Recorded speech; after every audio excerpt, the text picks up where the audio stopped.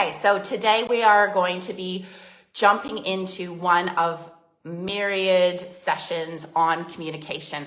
And the reason for that is communication is the absolute foundation skill that we need in order to play the best game of life, okay? So the best parenting game, the best marriage game, the best coworker game, the best entrepreneurship game. If we don't have the communication nailed, well, we never have it nailed, but if we don't have a really good handle on it, it can undo us and it can really make things difficult. So in this session, I encourage you to have a really open mind because some of this stuff you will already have been exposed to before, but this just gives you an opportunity to take it to another level. I train the same leadership course year on year, month on month, probably should have gone the other way. And every single time I run it, I learn something deeper. I go to a next level. So I encourage you to keep an open mind and see where your next level is. And lastly, play. Play, don't be a procrastinator, okay? So if you play, if you get in there and you take some of these concepts out into the real world and practice them, you're starting to build those neural pathways and you're starting to build those communication muscles so that you are advancing yourself in feeling more confident when you're communicating, even under stressful circumstances. If you just take this learning and you go, that was nice, and you do nothing with it, we call that procrastinating. And basically what that does is sweet F all. And when you come across it again in the future, you'll just feel frustrated that you didn't utilize it the first time you learned it. It's almost better not to learn it at all. So please, please, please, when I give you some home play later on, at least give it a go. I don't care if you do it badly. That's part of the fun of this group, is that we're all gonna fail and we're gonna laugh at our failures because it's part of the learning journey. Okay, so what makes communication hard? Now, Marie's the only one online playing at the moment. So Marie, if you want to type something in, that's great. I don't know if I can see it or not. I'm working through baby steps here. I'm used to training on Zoom. But if you want, I will start off with, sometimes we find communication hard because we have hurt feelings around that other person, or at least that's the perception that we have. So I'm going to turn my thing here. So we've got some hurt feelings. Okay, we might have a lot of emotion. I might move this back a little bit. There's lots of emotions running wild, right? We can have people giving us the silent treatment. We might have a little bit of resentment going on. Sorry, my spelling is, maybe the environment isn't great. There's a lot of noise. People are getting really stressed out, so that impacts the communication. Maybe we've got some deadlines that we need to make, right? So all of those things are going to influence our communication. But there's even more that sits behind that we don't usually factor into our communications. So stuff like people's religions, their cultures. We don't factor in their socioeconomic situation. We don't factor in their life experiences, right?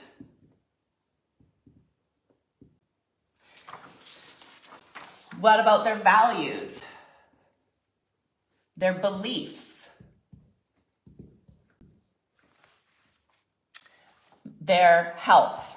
Health is a big one. How well are they sleeping? Us mamas, we know that when we haven't had good sleep, we're grumpier. We've got less patience. We are more frustrated easily, right? So the sleep will factor in how well we're nutrition, how well we're nourishing our bodies, the amount of exercise we are getting, okay? So all of these things contribute to communication for the good or for the not so good. Now, some of you may have been taught this model before. It's called the iceberg model. So in an iceberg, nice iceberg, you've got your water line. And when we are looking at somebody and we're making judgments on them, we're not looking at all of this stuff that's below the waterline that we can't actually see. We're just judging them on this little tidbit, right? This is their behaviors.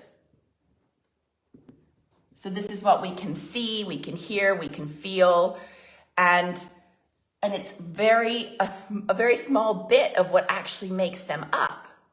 And in a way, it's a bit unfair that we make a judgment about them based on so little information. But that's how we are built. That is, our bodies and our minds are hardwired to do the least amount of work on purpose. There's so much energy that goes into being a human, and we want to really make sure we make the most of our resources. So there's like 65,000 pieces of information that are bombarding us on a daily basis. And our mind gets really good at quickly categorizing things, and also gets really good at figuring out what to catalog and what to just let go, right?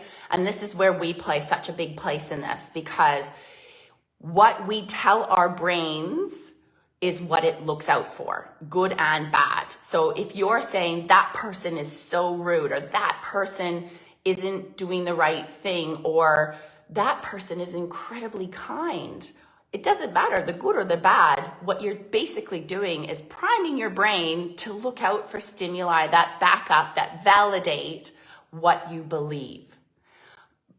But that isn't necessarily the truth. Okay, it's just what we have a lot of information about that we think makes a big case for how we're feeling towards that person or who that person is. But what we're not realizing is that we've left out a lot of the stimuli that is counter to that, or that actually paints them in a better picture, but we totally we're not aware of it. Now, I'm going to give you a quick story about marriage counseling with my now husband. We went to see a counselor, and there was something in particular that had been on my mind, that had been really frustrating me. So I brought it up in the session, and he was allowed to say his side of the story. Now, we were in a very quiet environment, and it was just the two of us, but our stories could not have been more different.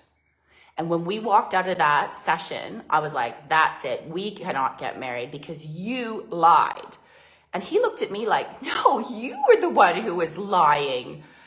And I just had this like moment where I now understood that because we're seeing the world from very different points of view, we're picking up on different stimuli. And that is creating a different story for us than the one that we think the other person is going through. So this just makes communication incredibly tricky. It's so incredibly tricky. So what the purpose of today for me to you is that I want you to challenge the stories that you're telling yourself, okay? I want you to tell yourself a different story about some of those scenarios that are really frustrating you. And I want you to take a look at some of the stuff below the waterline, and I want you to make up a compelling reason why you're seeing this behavior up here. And it doesn't have to be true, okay? By giving them a different story and saying, well, I'm not 100% true that what I'm seeing makes that person and such, right? I'm going to try not to swear on this, right? Instead, it might be that they haven't had a great sleep, or they've got a lot of deadlines that they're trying to meet, or someone has hurt their feelings and they're kind of taking it out on me. By giving them a different story, it doesn't let them off the hook. It doesn't say that they're actually a great person. All it does is protect you, okay? It keeps you from getting stressed out. It keeps you from being derailed from your life's game because of them. One of I think it's a Chinese analogy that I use a lot in my trainings is this idea that if the world is covered with hot coals or sharp rocks, you have two choices. One, you can lay leather over the whole world, big job, or you can lay leather on your feet. Now, what does that mean? Well, that means you can try and change everybody else in this world so that you can walk this world happily. Now, if anyone's tried to change somebody else, including your partner, you know that that's a really hard job. And that's going to be very frustrating and take a lot of energy to finally achieve that. When if you can just find a way to put leather on your own feet, then you can walk this world happily without everybody else having to change. And that's what I'm trying to impress upon you today. You can lay the leather on your feet by simply giving them a different story based on what you think might be going on below the waterline, so that that behavior doesn't trigger you and doesn't stress you out. Okay, I hope that's been helpful. What your homework is for this week then is I would like you to, in real time, put this into practice. So if you find that your partner's irritating you, your children are irritating you, your coworkers irritating you, or someone's cut you off in traffic, I want you to take a nice deep breath. And I want you to get curious about what another story could be. And the crazier and the funnier, the better. Okay? So, like, to give you an example, someone cuts you off in traffic, right?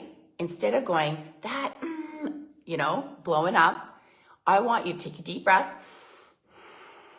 and give him the story that maybe he's got diarrhea and he's got to get somewhere really quickly, and have a bit of a laugh, because I'm sure we've all had that situation where we've maybe had to go really quickly and you're just so desperate that you're cutting people off and you don't care, right? Just in doing that, it takes the stress out of the situation and you can enjoy the rest of your trip into work or trip home from drop off or whatever.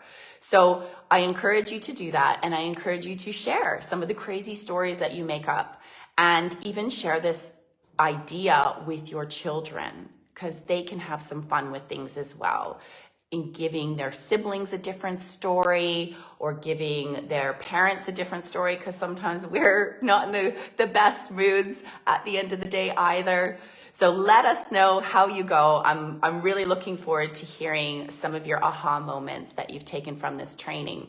Very short, very, very, very, very sweet, but super duper powerful. So always keeping that in mind. How can you lay leather on your feet instead of trying to lay leather on the world? All right. Bye for now. Thanks for joining.